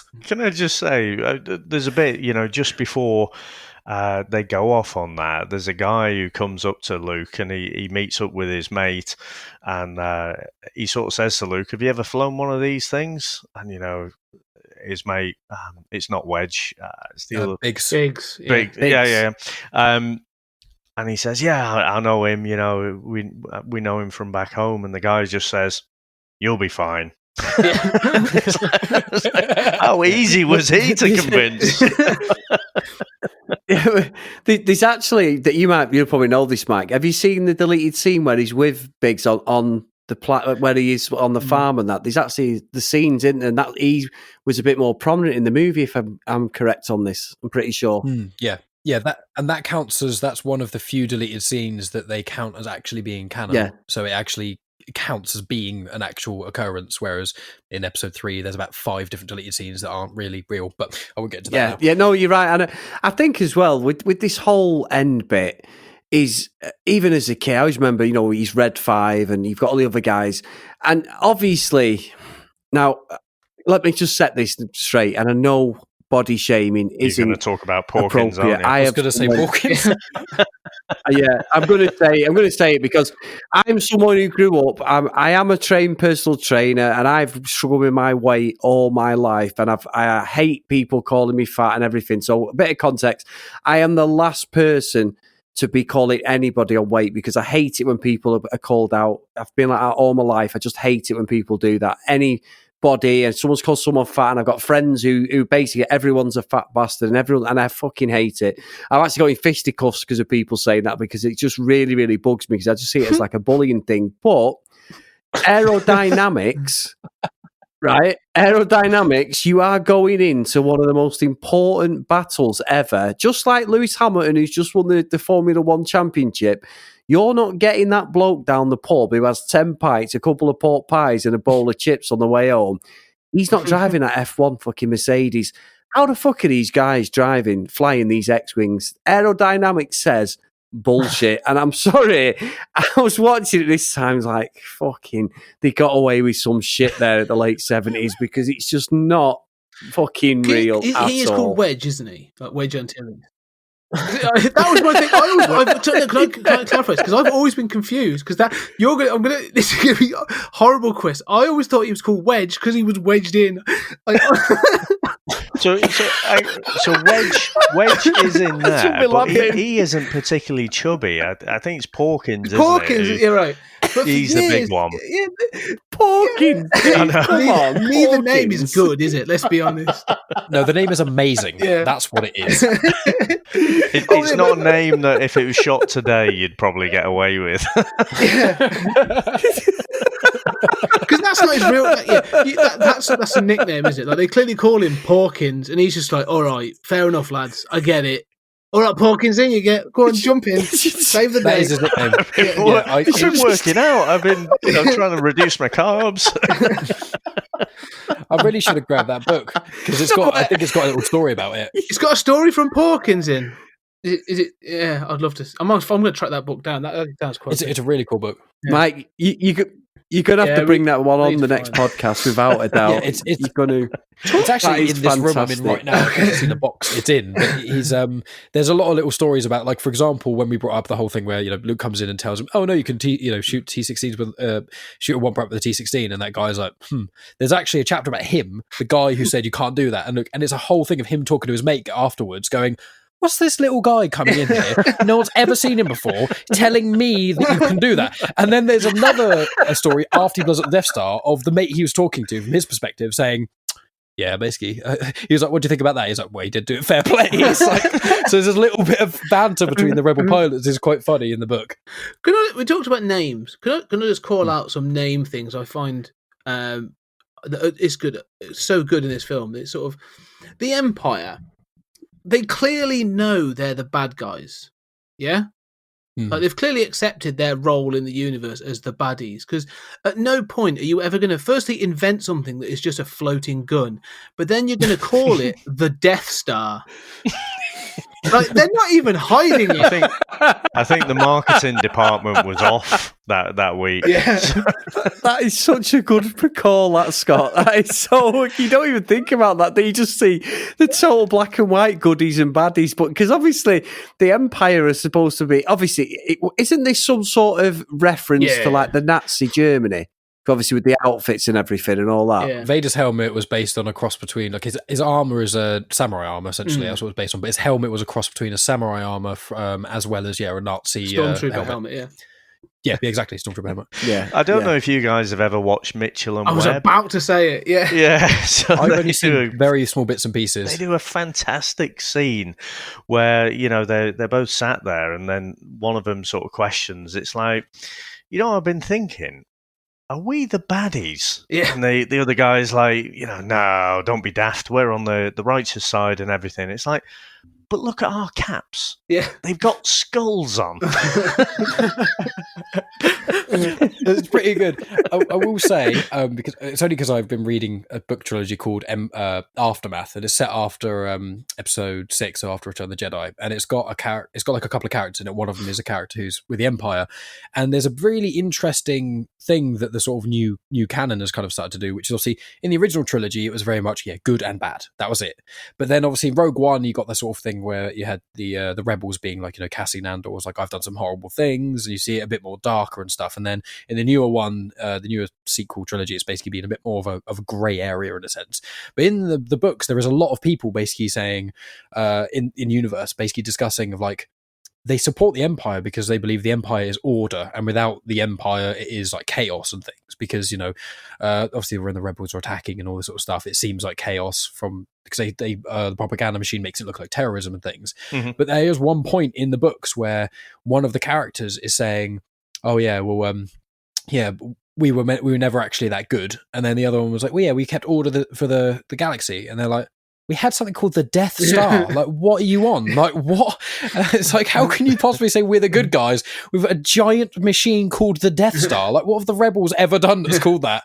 So it is quite a funny thing where I think, once again, it's almost like now looking back at it, there's so many silly, funny things to Star Wars where they kind of are trying to, like, in universe, it's almost now people are going, yeah, calling it the Death Star is probably a stupid thing to do, wasn't it? Like, it doesn't make you seem like a good government. Like, imagine the British Empire. We went over there and said, oh, what are you doing over there in India? We sent the Death Squad over there to try and give some peace. And you're like, what? Is it in Rogue One where they've got stormtroopers called Death Troopers? I mean, I can't the remember. ones that are all clad in black. The black ones. Yeah. So can you imagine having that conversation with your kids? Daddy, we've got careers day. Do you want to come in and talk about what you do for work?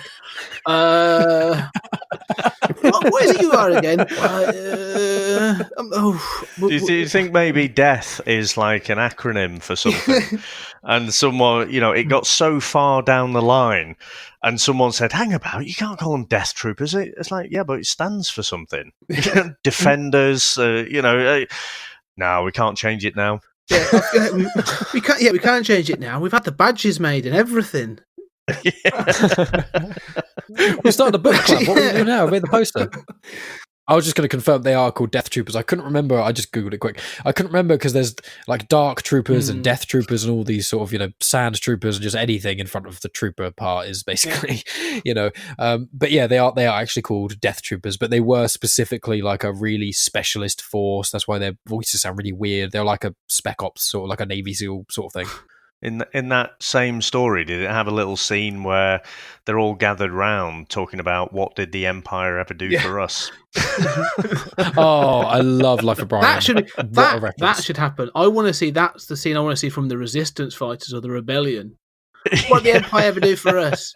Well, they introduced medical care. All right, well, they've introduced medical care and order. All right, well, they've introduced order and medical care, but what have they done for us? Yeah. I think sort of. Yeah, it's safe to walk around Tatooine now. Pretty much anywhere they go, isn't it? You can fly around Alderaan now. You can take a hyperspace lane right through the system. Quick, we've saved everyone 10 minutes of their commute. How about that? You don't think about that when you think about all the people dead from Alderaan, do you? Just think about yourself.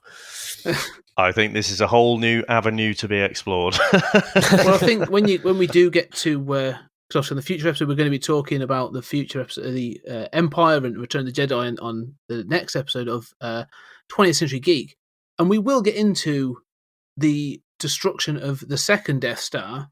And I don't know if any of you have seen Clerks, Kevin Smith's Clerks. Yes. Yep. Yes. Yep. Love and it. we're going to be raising the point that he makes on that of like, who thinks it's a good idea to kill contractors that are still working on a building site? I mean, it is one of those things where that's one of the things that they're in canon, once again, me being that guy, they use that a lot, the Empire, they use the sort of the Death Star thing. Obviously, people are going, wait, there's a Death Star. And they go, yeah, but the rebels killed all those innocent people on there. There's, how many tens of thousands of people on there? And it's like, it is that thing of it's kind of that horrible question that I'm not going to get into necessarily on this because it's such a big, weird, deep question of like, do you kill 100 bad guys if you kill 10 good guys? It's like, bad, good guy, the terminology is still bad in itself, but you know what I mean?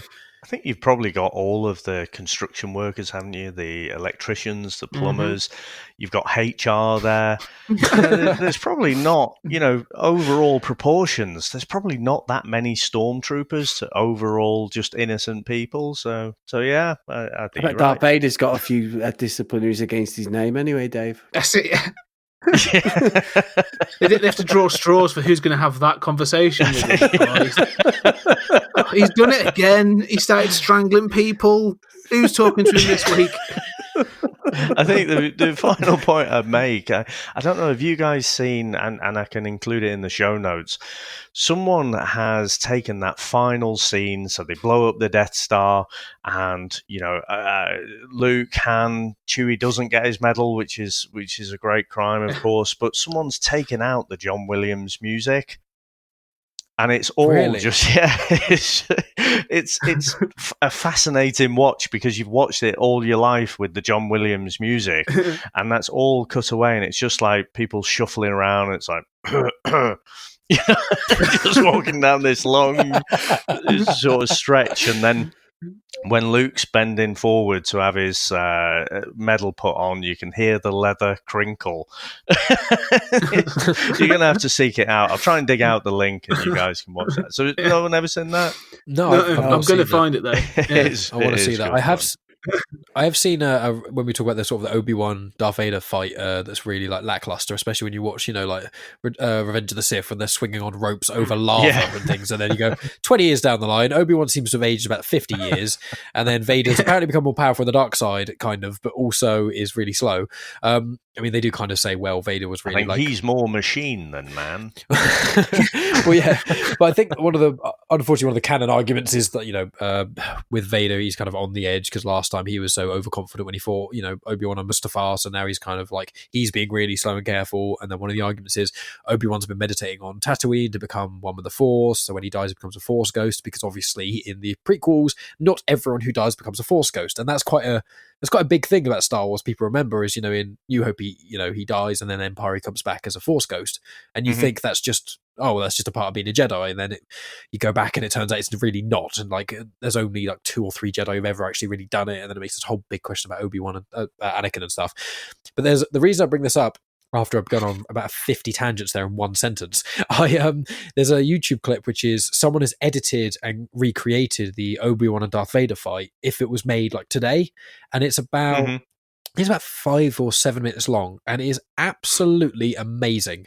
It looks incredible. It's literally like they speed up the footage and they change a couple of little bits about it, and I think they may have got someone else in the hood to do a couple of things because some of the footage isn't from the film, but they remade it and it is so much better. And I'll have to find the link or something. I'll have to encourage, because the person who edited it needs some sort of medal, because if that was, I wish I could almost buy a version of the film, like another edit, buy a version of the film with that in it, because it is amazing. I don't know if you guys have seen that at all. No. It's really cool. It's not the Star Wars. They haven't edited in the Star Wars kid, have they? Oh gosh, no. But that would be a lot of fun. No, yeah, you'll have to dig that out. I want to see that, and then again, I can include that in the show notes. Yeah, I've actually found it. I was actually only made 5 months ago. Funny enough, it's got 11 million views. Yeah, it's by FX It in Post. Okay, and it's called Star Wars SC-38 Reimagined, and yeah, it's 6 minutes long. I'll send you guys an email, and anyone listening, I obviously was saying it so people can go check it out, because it is a work of art, and it is. Oh God, I just started playing it. Oh God, don't want that come through the speakers. Jesus. Well, on that thing of deleted scenes, one thing you've said about removing of audio on thing. One thing to check out, which is brilliant, is go back and find. It's on YouTube. It's actually on some of the discs. Go find Darth Vader talking without James Earl Jones. Oh, I've heard it. I've heard it. Poor Dave Prowse, who was given this role, put in this massive black outfit. So, he's obviously got his head covered in his whole body, and he looks, his body work is fantastic. And then he was never told that he wouldn't be the voice of Darth Vader until the premiere, when he sat down and it came on, and he's like, that's not my Bristolian tones coming through that mask. Yeah, but if you find the footage, it's hilarious. Oh, it's bad. I've seen that. And as a bit of a reference, on our first ever episode of Comics in Motion, we did Superman, and the guy who plays the young Clark, he was in the same situation, because Christopher Reeve dubbed over all his lines, because obviously he was playing the young Clark Kent, and he didn't know till he went. Was it the premiere, Dave, or it was? Yeah. He was in the same situation. He's like, that sounds fuck all like me, and it was a bugbear with him even to this day that he cut all these lines out Christopher Reeve spoken. Can you imagine that, though? You brought all your family and everything. And you're like, you shower of bastards. That's not me. Hey, look, just put it into context. Somebody who's doing this podcast may have done, as you know, Dave, Coronation Street a few times in the background, doing a bit of this and that. Gets fucking every friend on Facebook watching, and all you see is a silhouette of my fucking nose, and my nose is massive. And that's happened about 3 or 4 times. You weren't even supposed to be in shot. Yeah, exactly. Yeah, it's like a shadow over the scene. And then the ones where I was supposed to be on, they cut me, the bastard. So in the end, I stopped telling people I was in things, Channel 4 stuff and everything, because you never fucking saw me. So I feel their pain. Before we go into our final review and scores, is there anything else we want to pull out from that main? Any other plot points? Any other characters we want to talk about? I was going to say with the Chewie medal thing. Sorry, guys. In the comics, there's a little almost like a flashback to that scene, and they've given him a medal, just like when Leia didn't hug Chewie in Force Awakens. In the comics, there's an extended scene which is apparently just after she cuddled Rey. There's a cuddle, so there is a lot of that. Oh, Chewie gets left out in the films. But quietly, just in the corner, about 2% of anyone who knows Star Wars. Chewie got his medal. Chewie got his hug. Don't worry about him. It's a good opportunity to fix it, isn't it? And one of my favourites, to be honest, is from that original kind of 77 Marvel run. And when in the movie, Vader's doing the Force choke because he's getting called out by one of the Empire guys. In the comics, they obviously had some earlier versions of the script and photos and whatever. And Darth Vader's holding up a cup of coffee. So I'll try and dig it out. I'll send it through to you guys. You've got to show me that. And so where he's doing the Force choke in the comic, he's holding a cup of coffee. And it's got "World's Greatest Dad" written on it. Yeah. Very good, Scott. Very good. No, that one belongs to Stannis Baratheon, I'm afraid. I did have that one. Ooh, nice. Let's go into our final review then.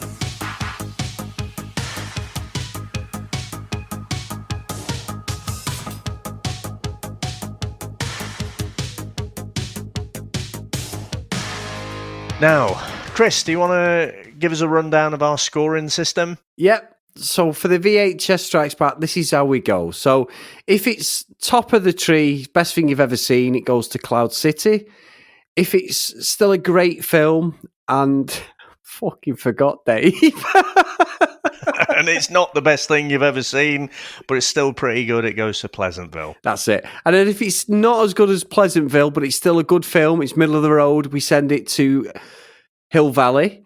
Then if it's getting sort of slightly worse, we send it to Elm Street. And if it is one of the worst things you've ever seen, we fire it off by the Death Star to Dantooine. And that's obviously if it is an absolute turkey. I've got a feeling this may not be going there today, guys, but we'll see. So who's going first then today? I started right back at the beginning. I started with Mike, so I'm going to go to Scott first. If you give us your final review and your score. Yeah, so I think you're right. I have ripped on this film quite heavily, and in some ways I feel bad for that. In others, not so bad.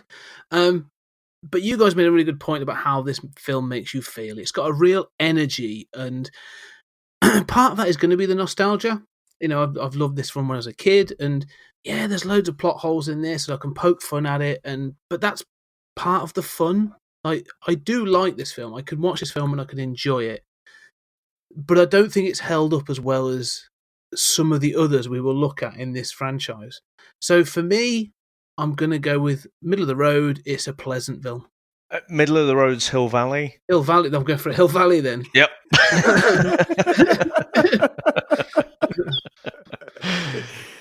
Now, Mike? Well, I'm going to go for Pleasantville. I mean, it's one of those things where this is a really weird analogy, but I almost feel like it's like if a child draws a picture of you and you put it on the fridge, like your kid, you hail it like it's the greatest thing ever because you know what it meant to them and you know how it makes you feel. But in reality, the drawing isn't that good. So it's in a lesser sense, it's kind of like that, and then kind of bouncing off what Scott said, which is, I really do like talking about Star Wars, and because I know quite a lot about Star Wars, was quite clear by this conversation. I know so many of the flaws in it, and so many of the plot holes, and so many of the basically bad ways they've covered over it. But I think it's an undeniably fun film. I think regardless of if people like sci-fi or fantasy, whatever genre you want to put it in, and regardless of the countless plot holes and silliness to it and the bad editing, it is just fun. And it's just a cool, fun movie that's just really good to watch. So I'm going to say Pleasantville. Very good. Now, Chris? Yeah, I've been on and ahhing with this, to be fair, and it will be a topic of debate because, as I sort of mentioned earlier on, I am not a massive fan of The Empire Strikes Back. Out of the first three, it's probably the weakest one for me. And I know that goes against everything. It may actually be the reason that I do on shit on things because I have a totally weird perspective with these movies. But I genuinely am not a fan of The Empire because I don't know what it is about it. It just doesn't do anything for me. So I think it's Return of the Jedi, Star Wars, and then Empire. But I'm happy for that to be changed watching it again. I've not watched it for a couple of years. But with this, I think it's right. It's the nostalgic beats of watching it, the music. What I like in this is the music that's used all the way through. In the newer films, you've got that one little score of music that's used, like when Rey gets the lightsaber in Force Awakens, and you get that. I'm not even going to do it because I'll end up fucking making it sound shit. But you know what I'm talking about. But it's used continually through this film, so I've not really noticed it until actually rewatching it today. And I think you're right. The score of the music is something that you can have on full blast in your house, and you can forgive loads. I want to forgive so much. I've absolutely took the piss when in certain points of it, and it deserves it because I think 40 years later there is stuff that's creaking at the seams, but it's still Star Wars. It still grew one of the biggest franchises in the world, probably the biggest franchise in the world. So I'm not sending it to the top, but I'm going to send it to Pleasantville as well. It's still a great film, and out of anything that comes from this movie, it gave us Han Solo. And I know I shit on Harrison Ford and say he's one-dimensional in our other reviews, Dave, but he isn't in this. He's always Han Solo. Everything else he does is just a cheap imitation of Han Solo, Harrison Ford. I love him in this. So yeah, I send it Pleasantville all day long. What about yourself, Dave? Can I just add a little bit of trivia in? Did you guys know, I imagine just I guess Scott will, but do you guys know that Han Solo was originally never meant to be Han Solo? He actually was just a script reader for actors who came in to try and... Harrison Ford. Yeah.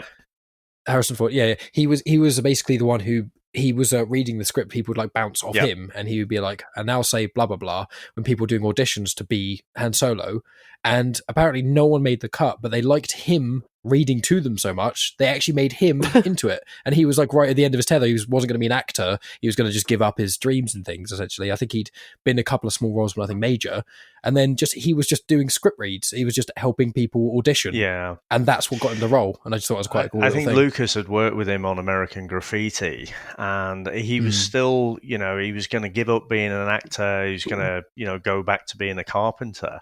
And then after this, and then of course Indiana Jones, that convinced him he was going to be an actor, and seemingly for the rest of his life would shit over Star Wars, which really pisses me off about him.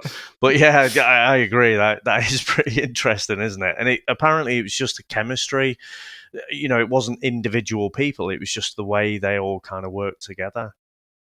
Just a little nugget. I'm going to throw another little nugget in there. Do you know who it was who sent, and considering you shit all over this film, do you know who sent Mark Hamill to the audition for Luke Skywalker? Robert Englund, no Freddy Krueger. Oh wow! I've heard that. Yeah, really? I've heard that before, Scott. I couldn't remember. Yeah, they were flatmates, and Robert Englund was going in for something else. And he says, "Oh, I've seen they're doing this film. I think you'd be at least interested in it." And he's the one that directed Mark Hamill to go see the auditions for Star Wars. Wow, that's awesome. That could be a weird alternate universe, couldn't it? Where you have Mark Hamill as Freddy Krueger and Robert Englund as Luke Skywalker. It's a good one, that, Scott. I've heard that before as well. I just couldn't think as you were saying who it was, who his flatmate was, but no, great bit of trivia. What about yourself, Dave? Now, I'm gonna put right out there. I'm gonna prefix this all and say I cannot score this objectively. I just can't do it. And even though I've not watched this for a few years, as soon as that pops up on the screen and it says a long time ago in a galaxy far, far away, and then you get that John Williams score blasting out at you, you get the opening crawl, I'm just all in. I'm back to being a kid and I'm just loving it. And though as an adult I can pick holes in everything and have a good laugh about those holes like we have been doing on this show, I'm just all in with it. So I can absolutely see, if I was to objectively score this, I think I could put it middle of the road. I think I could make a good case to say it's a Pleasantville as well. But again, as we've said just a few minutes ago about how the movie makes you feel, for me, it's a Cloud City. It's going right to the top. A lot of this stuff, in particular, there are some rough edits in this. It always stands out to me when Luke's practicing his blinded lightsaber skills and he sort of turns it off. There are some really rough edits, even in the special edition onwards that just don't really stand up. But if you look a lot of the imitations that came out after this, and even I don't want to create a Star Trek, Star Wars battle, but for me, you go back and you look at those early Star Trek movies and the effects, they just don't stand up at all. So I think comparing it to those things around that time, this absolutely was, a groundbreaking, important film that came out. And I'll be honest, I went back, I hadn't watched this for 10 years, watched it again, and before tonight's recording, watched it again, and still absolutely loved it. And just, I'm all in, and as soon as we finish this, I'm going to go and watch Empire. Wow. I'm jealous. I love that. Good stuff, Dave. Good stuff. So, Mike, send us out a promo then for your podcast, please. Okay, well, so I'm Mike from Genuine Chit Chat, and from the very, very start, I think what Chris or Dave will have added in is that all of us are doing this big collaboration project thingy, which is very fun. So hopefully you guys will hear from my podcast in a few weeks' time and things. But my podcast, I basically just have different guests on. That's what I have. Every episode is a different guest. Some are people I know, some are other podcasters. In fact, I've had Chris and Dave on, and hopefully I'll have Scott on in the future as well. And I just have talks about anything. Essentially, I've had talks with people from the Church of Satan. I've had people on who it's quite a really out there thing. I always try to tell people because it's quite a nice shock factor. People go, oh, but I've had that. I've had a blind filmmaker from Australia who creates movies and things. I've had so many different people on there. I just like having conversations with people when they're passionate. And when you have that conversation with someone and their eyes light up with the passion that they're just so excited by what they're into, be it writing a book or traveling around the world or just cooking or anything like that. That's the thing that I love, and so that's what I try and make my podcast. And so it's called Genuine Chit Chat. It's found in all the usual podcast places, and what I try and say to people is it's got quite a nice back catalogue now. You're not going to like every episode, but if you look through it, I'm sure there'll be at least one episode that kind of grabs your attention, and I thank anyone for checking it out. Thank you, mate. That's great. What about yourself, Scott? Yeah, thank you, guys. And as Mike said, we're going to be doing this whole event, and so come check out 20th Century Geek. It's me, sometimes by myself, sometimes with other people, just talking about everything geeky from the 20th century. So comics, films, TV, books, computer games, everything. We sort of cover all those things, and we are going to be covering the OG, the full trilogy, and then the prequel trilogy in a couple of episodes coming very, very soon. I'm also going to throw out a cheeky second promo for another podcast I've got coming out. Me and my good friend Julian Darius, who's been on the 20th Century Geek a couple of times, we're doing a follow-up podcast called Stories Out of Time and Space, the sci-fi movie review podcast. And it's basically just us talking through sci-fi movies that we love. Not so much sort of a review, but really getting into the themes and the ideas behind them. And sort of just having general chit chat about those films. So come check those out. They're all on all those podcast catcher things out there. So, as I mentioned at the top of the show, this is the first of the whole Star Wars crossover podcast event. We've gone back to look at the 1977 Star Wars A New Hope. The next in the series will be a discussion on the 20th Century Geek podcast. It'll be all about that original trilogy. We'll tackle all three, so we'll not necessarily go in quite as deep as we have today, and we'll be covering those initial movies. Then we'll be going into the prequels, which will be a separate episode, and then we'll be hopping across to the Genuine Chit Chat, and we're just going to open the floor to all the recent things about Star Wars. We'll be discussing from episode 7 through episode 8, and we'll be speculating a little bit about what we think is going to come up in episode 9. So it's been great to have you for this podcast, and hopefully you'll enjoy the others coming in the series as well.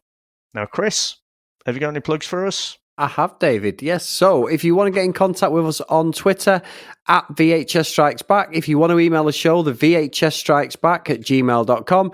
And if you do like the show, guys, please get onto your podcast catching app and drop us a review. Just helps us grow and gets us out there. And also, if you do like what myself and Dave do, we do have another podcast, The Comics in Motion, where we review comic book-based media. And we're up to episode 97, so we're almost at 100. So get onto your podcast catching app, and we're available everywhere. Now, Dave, have you got anything to take us out with today, my friend? May the Force be with you. Always. Yeah. Okay, we'll see you next time, guys. Bye. That's it, man. Game over, man. It's game over. What the fuck are we gonna do now? What are we gonna do? Maybe we could build a fire, sing a couple of songs, huh? Why don't we try that? We better get back, because it'll be dark soon, and they mostly come at night. Mostly. I'll be back. That's not. We came, we saw, we kicked its ass. Wax on, wax off. Get to the chopper! One ring to go. All right. Ding, ding. Bust you up. Go for it. Well, here we go. Ain't so bad. Ain't so bad. Ain't so bad. Come on. Ain't so bad. Ain't nothing. Come on. You must be crazy or something. I'm crazy. You just a stupid fool. Yeah, maybe you crazy. I ain't breathing heavy. He's a fool. He's stupid. I see you in 6 months.